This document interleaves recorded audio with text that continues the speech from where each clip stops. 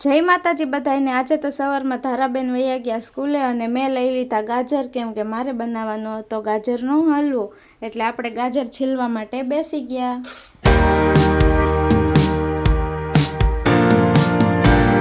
તો જો આપણો હલવો સરસ મજાનો તૈયાર થઈ ગયો છે, એટલે આપણે સૌપ્રથમ હલવો શ્યામ બાબાને ધરી દીધો।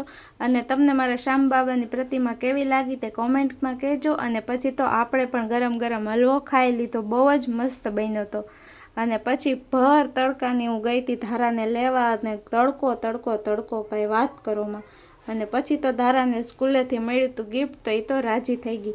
અને આજે તો જમવામાં હતી ફૂલ પંજાબી થાળી, પંજાબી સબ્જી, રોટલી, દાળ ફ્રાય, બુંદીનું રાયતું, રોટલી અને હલવો।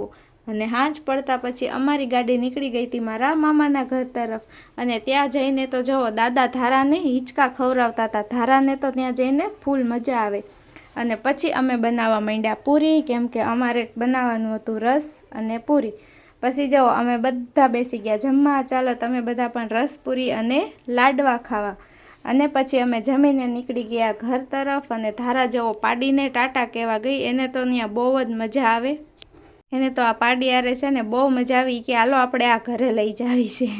અને પછી અમે નીકળી ગયા ઘર તરફ। અને પછી આવી ગયા પાછા મારા મમ્મીના ઘરે, ત્યાં થોડુંક શાકભાજી દેવાનું હતું, ગામડેથી લાવ્યા હતા એ।